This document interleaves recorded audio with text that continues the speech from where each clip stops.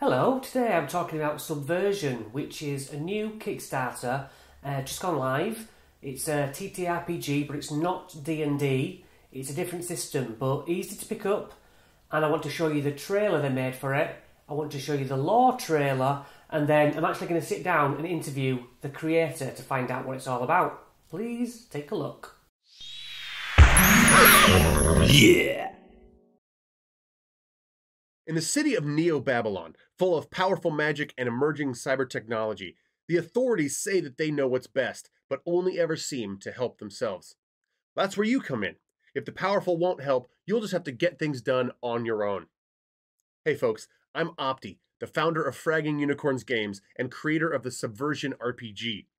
In Subversion, you and your friends play as envoys, representatives of your communities taking direct action to serve and save the people around you. But there's a catch. Both characters and communities have values that are important to them. Trying to subvert an oppressive world around you while also holding true to those values isn't an easy task. Neo-Babylon is a world much like our own, but where magic and wondrous things have always existed. And the ancient Babylonian Empire was the first to wield that magic to conquer and assimilate their enemies.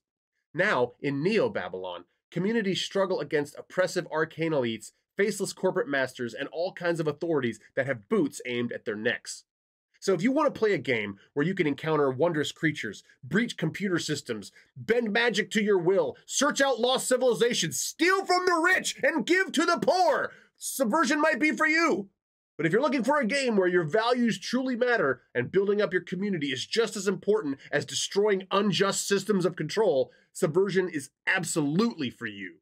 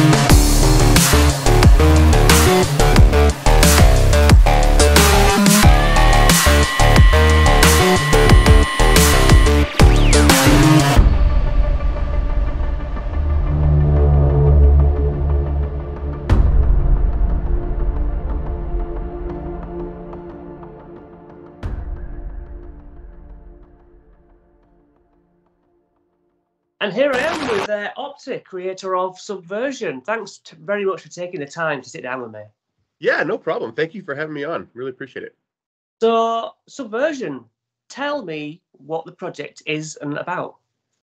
Well, the 10-second pitch is that you are an envoy of your community, a representative, an ambassador, a problem solver, and you are going to use technology, magic, and direct action to serve and save the community around you in a cyberpunk fantasy world called Neo-Babylon. That's as concise as I think I can get it. Yeah. So it's a cyberpunk-esque kind of world. Yeah. And tell me what that is, because I'm more of a 5e D&D guy. Sure. Well, cyberpunk, obviously beyond just an aesthetic of mohawks and cyber arms, and advertising everywhere, like you might see, playing the Cyberpunk 2077 or whatever. Yeah. I think cyberpunk has themes, right? D&D has themes of, swords and shields and fighting dragons, and that's sort of the thing you do. But in cyberpunk, it's a little bit more nuanced, right? You're not just out there killing things. That might happen, but in cyberpunk, I think there's sort of an overlay of how good is technology really? Is it all good? Or how good are we really? Are we good? And who has the power in this situation? It's not us. So what do we do about that, right? So there's a lot of sort of moral questions about technology and power. And of course, in cyberpunk particularly, there's a lot of sort of corporate shenanigans going on, right? So there's a sort of criticism of capitalism implied in cyberpunk. I don't think all cyberpunk actually goes that far. I think some cyberpunk just sort of apes the aesthetic without actually having any of the questioning of authority or capitalism or technology behind it. But that's what we're going for. That's sort of why we're landing in that place, because like the name says, subversion, we want to sort of push back on authority and the things that are going wrong with the world. So as for who you play, we play envoys, as you said, an envoy being a representative from a clan, kind of thing? Yeah, kind of. So if you can imagine being in New York, right, or Tokyo, which is this huge sprawling city, and each different part of the city has its own flavor. It has its own, groups of people that sort of clump together. So in our world, in the universe, about 50 years ago in universe, there was a movement of people called the Envoy movement, where the government wasn't doing anything for them. They were floundering. So they made a push, and they sort of went on strike and said, hey, we need to be represented, among the government, because you're not doing anything for us, and we're about to, grind all this to a halt.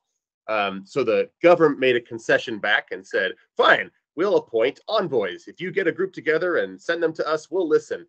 Well, what ended up happening was the government didn't actually listen, but the unintended consequence of the envoy program was that a bunch of communities did appoint envoys, and figured, once we have this group of people, like a sort of like hyped up neighborhood watch, once we have all these group of people together, we can actually just ask them to do stuff on our behalf. So they become sort of default problem solvers or default investigators for the community, because the government doesn't want to spend resources on helping the communities in the way it should. So you are envoys of your community, basically doing whatever it is that needs doing, including representing them to other communities or to the Neo-Babylon itself, going on trips, tracking down problematic people, whatever. Like that's your job. Is just do whatever the community needs or whatever's going to build up the community. Okay, all right. So the system is a D6 pool, correct? Yeah. So it's it'll feel a little bit familiar to D&D, right? Once I explain it, but instead of having a D20, you would build a pool of D6s based on your skill. So if you have a skill of 5 in cybertech, for example, when you're hacking a computer, you would take 5 D6s, roll those, you would take the highest 3 and add them up. And then you would compare that to a target number. So we get sort of like back into D&D territory. But instead of, a D20, you have the highest, your 3D6. Yeah, and you start at level 1, presumably. We don't have levels necessarily. Well, I put that with a caveat. We have skills, right? And you can improve your skills. So if you're bad at cybertech and you want to be better at cybertech, or bad at shooting a gun, you want to be better, you can spend your advancement points on that. Or you can spend your advancement points on paradigms. And paradigms are kind of like mini classes, right? So in D&D, you can multi-class into a bunch of different things. If you can imagine that all the classes are broken down into little chunks, right? So like I can go into fighter in D&D, right? And I can take some from the fighter paradigm, and I go over here and take some from the wizard paradigm. Well, in cyberpunk, in Subversion, we have something very similar, where the paradigms are broken up into like they're not fully fledged built classes, but they do have sort of class-based skills that will, abilities that will improve your skills. So if you take the hacker paradigm, for example, then every time you use your cybertech, you might get a +1 to that roll. Or every time, if you're among a bunch of people, you might be able to target multiple people now. So yeah, they have the paradigms sort of give your skills a little bit more oomph, right? And give flavor and uniqueness to what you can do. And you have a thing in the system where all your ones can eventually count as twos, and so you can scale up like that, right? Yes, exactly. So we have things like reliable or dulled, right? So when you roll your dice, if it's reliable 2, then that means any dice that are below 1 or below 2 automatically get bumped up to 2, right? Or if they're dulled 5 means that any dice that you roll above 5 get bumped back down to 5. Yeah, so there's some levers in there that we use to balance things out and to make things pretty cool. What I did like about the rules that I've had a sneak peek at is the part that says just let the rules wash over you. Read it, and just kind of take it in. I thought, yeah, that is how you do it. There's enough in there, right, that you can really get overwhelmed. I think just like Dungeons and Dragons or Cyberpunk or whatever, like there's enough rules in there that I think if you let it could scare you a little bit, right? Yeah. I think if you just get the core rules down, right, and then just read the book as if you're just sort of enjoying a nice read just to absorb information, then when you come back to it later, you'll have some of that context in mind, and you'll be able to know what you're looking for and all that kind of stuff. But when we play games, we encourage GMs just to play, right? Like don't worry about the rules so much, right? Like get the core rules down, and then I think with the basics, you'll have enough to have a fun game, even if you don't get every little nuance of social play or chases or whatever. Like that's all secondary as long as you use the main rules pretty well. Describe to me the progressing tracks, the downtime progress track and stuff. So progress tracks, they're sort of intuitive. I mean, if you think about it, like hit points is a progress track, right? You just got to subtract enough progress to kill your enemy, right? In D&D. So we just sort of expanded that idea where now anything that you want to do requires a certain amount of progress, right? So if you are trying to hack something, keep coming back to the hacking thing because that's the only thing that's in my mind, right? It's the coolest. Yeah.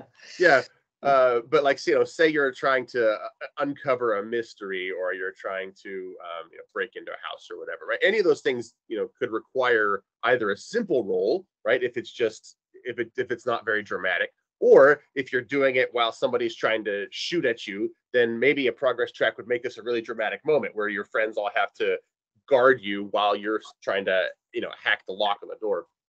But progress tracks are essentially something that function as, I mean, the way I think about it is like, this is the hit points of the encounter. Whatever the encounter is, right, you have to click that progress down. So when you mentioned downtime progress, there are things that you can do when you're not actively serving the community, right? Like you're going to go back and you're going to sleep somewhere. You're going to your character, we assume, is going to indulge in their vices, or they're going to hang out with their friends, or they're going to do whatever it is they do when they're not out fighting bad guys.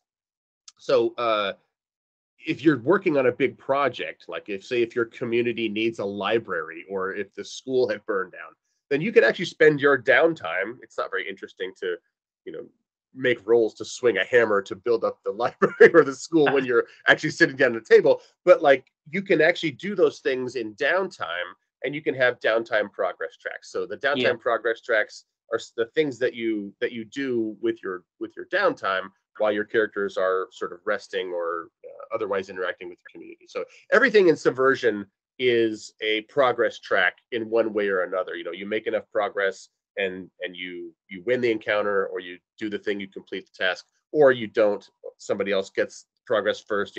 That's basically the measure of how things get done in Subversion. Yeah, it's like story beats. It's like working down.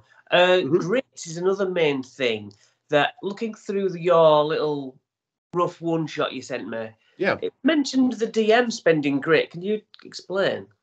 Yeah, so grit is a sort of meta currency that for PCs means it's the kind of thing that keeps you going. It's your motivating energy, your courage, right? The thing that sort of allows you to keep going even though your body is tired and your mind is sick, right? You say, I'm going to keep doing this, I'm not going to give up. So we use grit to represent that, in that when you take so much health damage, right, you can use your grit to stop the health damage, right? So as long as you have even a little bit of grit, you can stop yourself from passing out, or you can stop yourself from being mentally overwhelmed. But grit can also do really neat things, right? So you can push yourself past your limits, spend grit to make rerolls, spend grit to use some of your paradigm actions, etc. So grit is one of those things that is very powerful if you use it right, but you've got to be careful, because if you spend all your grit, you're putting yourself at a pretty big risk. But also the GM has grit, right? So the GM, it's funny, when we play games, sometimes you have characters that have flaws, right? So this barbarian gets too drunk or whatever, or is addicted to X or Y, Z. And for me, it always felt very unfair for the GM to say, like, oh, okay, I'm gonna make sure that I'm gonna put this thing that you're addicted to right in your path to, like, it just felt like the GM was sort of arbitrarily forcing things in. But with GM grit, you basically, the GM has a limited pool of this, right? So if the GM wants to throw something at you that's sort of out there, or might otherwise be considered arbitrary, you say, oh no, I'm going to spend GM grit to make that happen. Or I want this NPC, I want them to live, or I don't want this NPC to miss on this, right? So the GM has things that they can also play with in the same way that the PCs do. But the way that the GM gets grit is when the PCs use their impulses, right? So there's this sort of back and forth with the PCs using putting themselves in weird situations, right? Which gives the GM, or which if the PCs do it, the PCs will gain grit. But if the GM indulges an impulse on the behalf of the player, then the GM is spending grit, right? So there's a back and forth there, yeah. All right, that's cool. So values are like alignments. Is that fair? Yeah, I think so. As opposed to sort of the 9 core alignments, which sort of push you to the edges, right? In very vague ways. Sometimes it's hard to maybe sometimes exactly know what my character would do in a situation. But in Subversion, instead of alignments, instead of the poles from lawful to chaos, or good to evil, we instead have values, right? So each character has about 3 core things that motivate them. Like, I will always, be nice to children. I will, make sure that, the bad guys always pay, or, I will never do anything for free, right? Like it's not so rigid as I will always be lawful and I will always be good. But these core things about me is what drives me, and I will act according to those, right? And then you have some freedom to build your character out around those, but those are those core three things that you're always going to act in accordance with. What's fun is that sometimes as the GM, you can put a situation in play where it tugs at 2 different values in both different directions. So the characters have to choose, do I remain true to this value, or do I remain true to this value? And sometimes you have to break one to be true to the other. And those are really dramatic moments. But it's not by defeating monsters or by scoring loot that you advance in Subversion. You get fortune at the end of every session based on how your character either remained true or not to the values that you set up in the beginning. So can we go into some detail about the world that we get to play in? Can you tell me about what we're looking at? Yeah, so Neo Babylon is going to feel pretty familiar if you're a fan of cyberpunk, but also it's ruled by a mage council, right? So in the center of the city, you have the Ukim complex. The Ukim is the council of mages that rules Neo Babylon, and everybody else sort of falls under them in the hierarchy somewhere. But you've also got different districts like the North Side, or the Outskirts, or the Art District, or South Side City Center, Blessed East, Many Waters. Like, these are all, districts in Neo Babylon with their own flavor. There's one on the west called La Sanctuaire, which is sort of like our homage to New Orleans, but except filled with elves. So it's it's a pretty diverse place. But when you and your players sit down for your session 0, the first time you sit down to play Subversion, you're actually going to be creating your own community within Neo Babylon. So whether that's a a neighborhood that you all happen to live in, whether that's a family or nomad group that's traveling around, or whether that's an organized crime group, or whether you're a pod of wage slaves, working for a corporation, that you're trying to fight back against. Like whatever that community means to you, you're going to create that first before you even create your character. So there's tons of different opportunities in Neo Babylon, the city itself, to fill in with whatever community you happen to be a part of. It's really cool. Thank you. Yeah, I like that. So what's your background? As far as game design and stuff like that? Yeah. Well, I started off in the RPG industry. I mean, I've played RPGs for almost my whole life, but I started off really doing anything in the industry by making a podcast. It was a Shadowrun podcast, Shadowrun role-playing game, which if your listeners have heard of that, obviously there's going to be some comparisons between Shadowrun, which is also a cyberpunk fantasy role-playing game. But I started off making an in-character history of the Shadowrun universe called the Neo Anarchist podcast, and that went way more popular than I thought it was going to go. And I was able to sort of leverage that to meet some of the people that write for Shadowrun, that produce Shadowrun, and that led to me writing a bunch of Shadowrun for the last edition. And then I ended up being a developer on a couple of those projects, Shadowrun Anarchy, which is a rules light version of Shadowrun, Shadowrun 6th edition, which is the most recent edition. And then the whole time I kept thinking, like, man, like there's some cool things that I'd want to do, right? But we're not doing. Like, there's just Shadowrun's just a different game, right? So I thought I really want a chance one of these days to put our own ideas into play and to see what kind of game we could make on our own.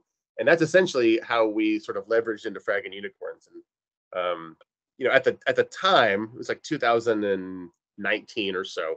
That whole year seemed to be really fraught with a bunch of creators and gaming types and RPG leaders and just players and GMs. Like every time I would go to Twitter, every time I would open up Facebook, I would see people saying like, "Oh my gosh, can't believe what so and so did. Oh my gosh, can't believe what so and so did." Like, this is so talking. Like, you would see people arguing and just being awful. And I thought, man, we could probably do better than this, right? Like, how much does it take to really just be a decent person in an industry that is, ostensibly for the outcasts, right? And for people to have a place.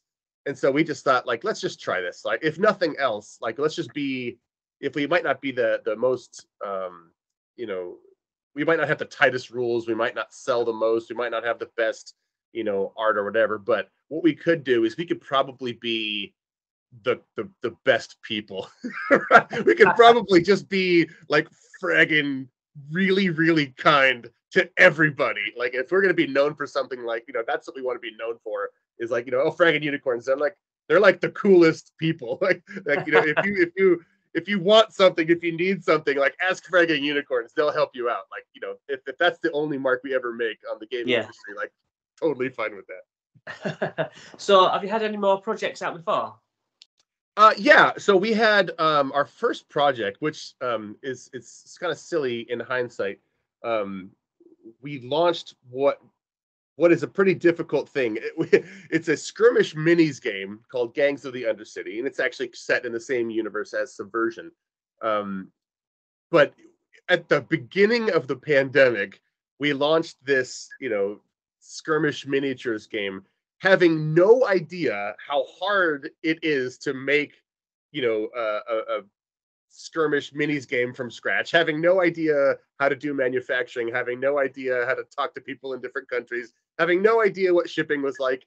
And once we figured all that out, the pandemic hit and just exploded everything that we thought we knew. And so it was a excruciating process of getting this game out, but we did, and it's out there in the wild now. You can get Gangs of the Undercity.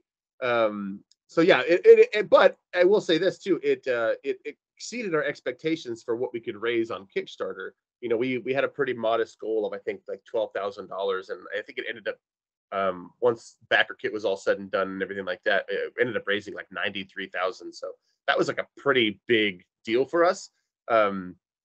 The pretty big punch in the gut afterwards was at the end of the day, after manufacturing costs went up, after the cost of metals went up, after the cost of shipping went up, like we didn't end up making any money on that, despite like, you know, having this huge success.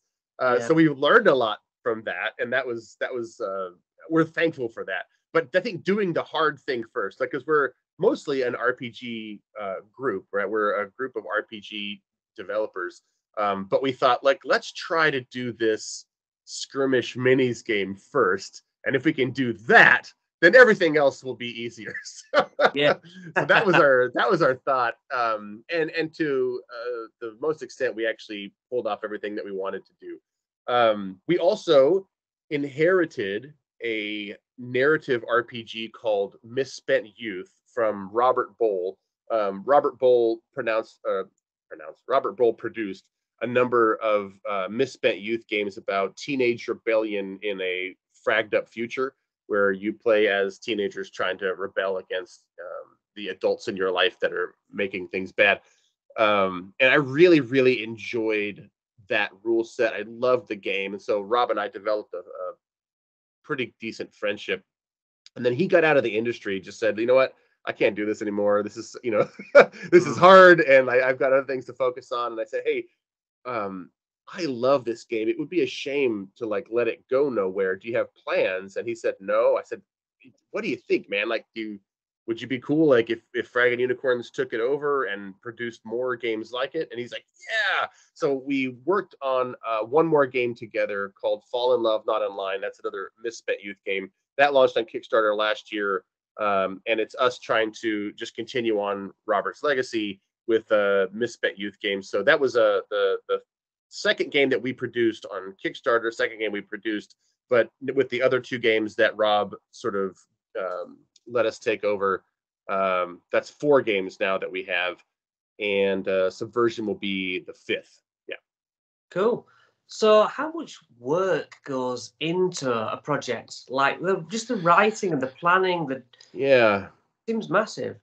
Yeah. So for Gangs of the Undercity, it was far more than I thought. When I started the company, it was me and just a couple other folks. And then we hopped on Discord and, you know, just invited all our friends, all the fans that we had, like, hey, we have this Discord. If you want to, you know, hang around when we make this book, you know, please do. But then over time, like, there was a couple of people from the community that sort of rose up and like, oh, I like this. Like, what about this? And I just said, you know, hey, you guys are really involved. Like, do you want to help us work on this in earnest? So they sort of bumped up, and we've been making games with them ever since. So it's like a core of like about 5 developers that really, really get into the rules. But with Subversion, we started probably 3 years ago, getting the basics down and just sort of trying iterations and, you know, moving numbers around and that kind of stuff. When it comes to a game that is complex, right? And Dungeons and Dragons doesn't feel complex to me anymore because, you know, you play it your whole life. It just sort of second nature.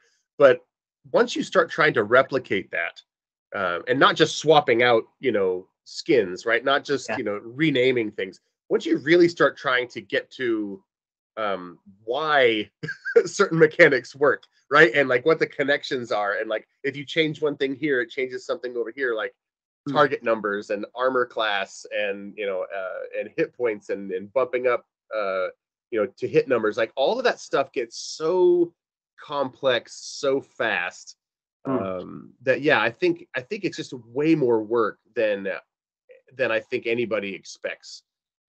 With Misspent Youth, actually, it's much different, right? The rules are very light, so most of that's going to be flavor, right? And flavor is much easier for us to write. Like, when I was writing for Shadowrun, I was writing a lot more fiction and a lot more flavor text.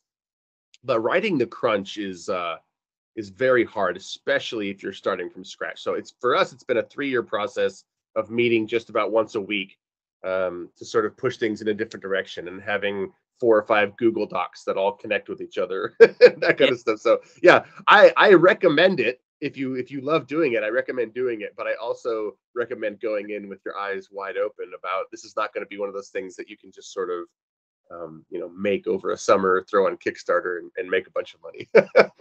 Yeah, I mean, I know me and my son, we sit down and might say, right, let's design a new monster. Yeah. And then everything you say has been done. And then Yeah. even like, well, what attacks does it have? What's different about it? You're like, God, this is hard. Yeah, You know? yeah. I mean, yeah. You think about, it was really neat and interesting. What was it? Oh wow, 30 years ago, like Monster Manual, Monster Manual 2, whatever, right? But then, like now, you're right. Like 5 editions later, and Yeah. how many monster manuals and how many different books and now people are doing like their own stuff, to supplement D&D, third party stuff. I mean, it's really hard to come up with stuff that hasn't been Yeah. done before. Yeah, it's amazing. So tell me about some future plans for either the company or just Subversion. What we're looking at down the line? In addition, well, I mean, like immediately in the future, like all we're focused on right now is the Kickstarter. Yeah. So it's sort of all hands on deck for that.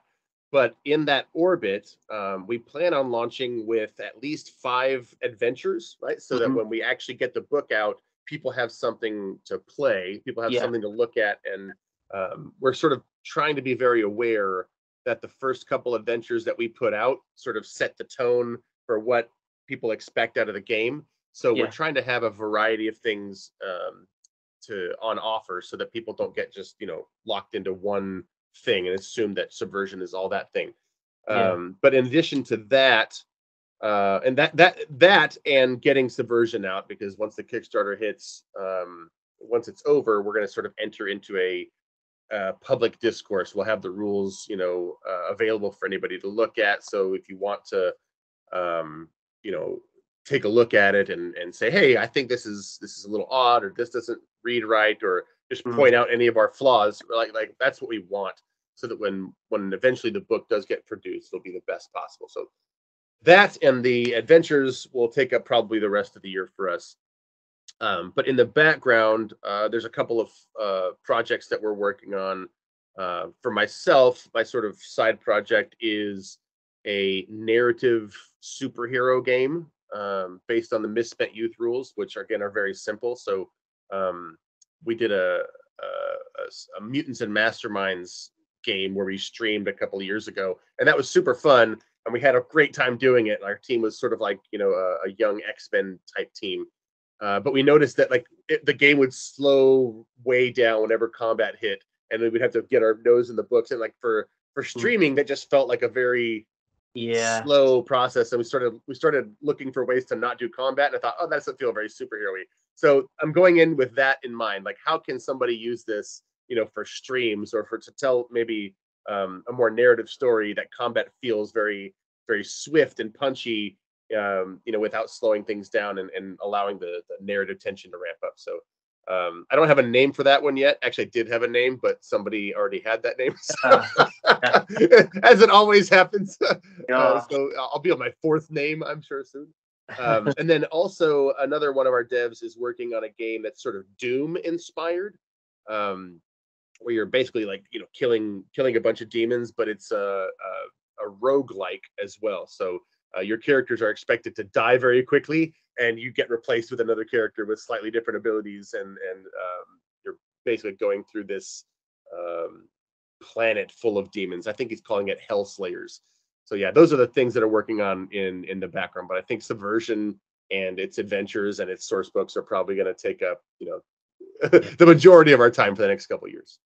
Yeah, well, best luck with it. I'm keen to get hands-on down the line, maybe play test something. I don't know, anything. We'll take anything over here.